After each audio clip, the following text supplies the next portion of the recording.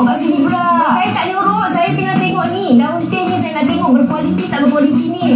Hai, Assalamualaikum. Sekarang ni Farah dan Kila berada di Ranau Sabah. Ya. Kami berada di Sabah Tea. Okey, ladang teh dekat sini adalah salah satu lokasi yang popular untuk para pelancong dan juga ladang teh terbesar di Sabah. Betul Farah. Mungkin ada yang pernah sampai dekat sini yang tak tahu. Sabah Tea ni adalah antara pengeluar teh yang terbesar di Borneo. Jadi mungkin kalau kita pergi pasar raya kita pernah nampak Sabah Tea, Sabah Tea. Itulah dia Farah.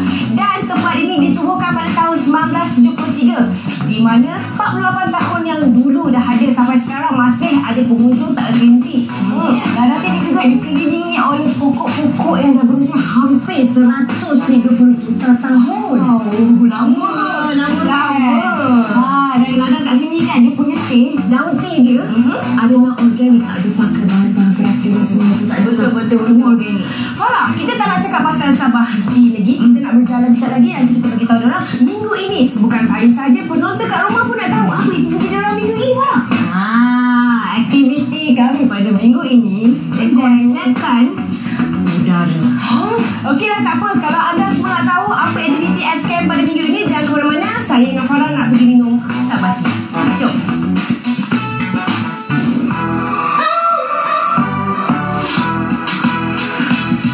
Pertama sekali, aktiviti yang dorang boleh buat tu ialah berjalan-jalan di tengah ladang, ambil gambar. Lepas tu tarikan yang terbaru yang mana kami ada tree house sekarang, dan pelancong boleh naik ke atas pokok dan ambil gambar di sana.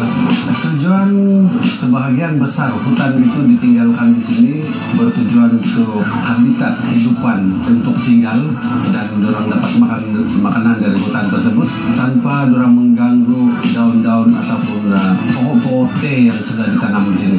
Sebab sekiranya serangga itu akan menyerang ataupun memakan pucuk daun teh itu, maka akan timbul satu kaedah mencegah supaya perusak itu tidak akan memakan daun teh tersebut seperti meracun.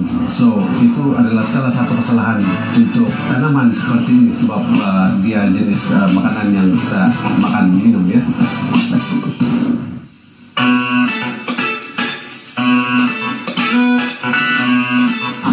Kita dah sampai dekat sini. Kita nak cuba minum teh Sabah. Saya pernah minum, Farah pernah minum, tapi dah lama dah kan? Betul tak? Dah lama.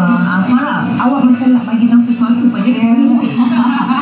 Okey, dekat sini kan ada banyak jenis rasa teh tau. Tapi yang paling popular tu yang ni, red tea. Yang ni yang paling popular di kalangan teh yang lain. Dan yang kita nak sharekan pada penonton dekat sini, dia ada juga makanan dan pencuci mulut yang diperbuat berasaskan teh. Jadi apa kata kita rasa yang ini bukan sambal ya, ini coklat. Okay, bismillahirrahmanirrahim.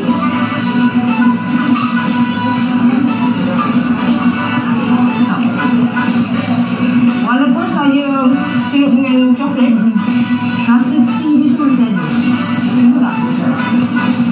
Macam Farah punya kan tak celup dengan coklat, jadi dia punya rasa lebih original dan sesuai untuk orang tua kan. Kalau tak nak yang benda-benda manis atau apa, pun dah sedap tanpa dia berjumpa. Sebab tu Farah dia sediakan coklat. Terutama siapa yang rasa betul tawar lah. Dia tawar sebab dia nak originalkan rasa tu. Sebab tu ada coklat dan kita celup. Saya suka manis. Okey, lepas ni kan kita akan melakukan aktiviti ekstrim yang berkaitan dengan udara yang tinggi kan. Jom lepas ni kita pergi ke aktiviti udara. Jemput minum.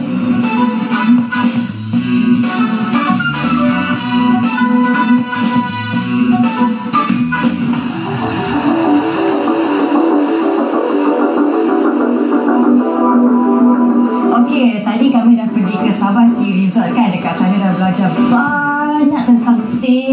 Ada berbagai jenis yang mereka jual dekat sini dan rasa dia pun sangat sedap dan menyihatkan. Betul tu Farah. Jadi sekarang ni kita akan ke pada aktiviti kita episod kali ini Farah, kita sekarang ni berada di Kompleks Sukan Ranau di mana kita akan buat paragliding. Farah, saya dengar awak dah ada pengalaman, dah pernah buat paragliding ni. Okey, Farah memang pernah buat paragliding ni, tapi di Langkawi. Dengar-dengar kan, kalau paragliding dekat sini, dia punya mesin tu lain tau. Jadi Farah pun tak sabar nak tahu macam mana paragliding dekat Ranau ni. Kenapa macam mana? Pernah buat?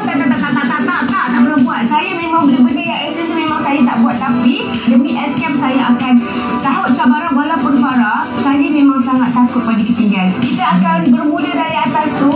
Jom, kita naikkan dulu. Jom.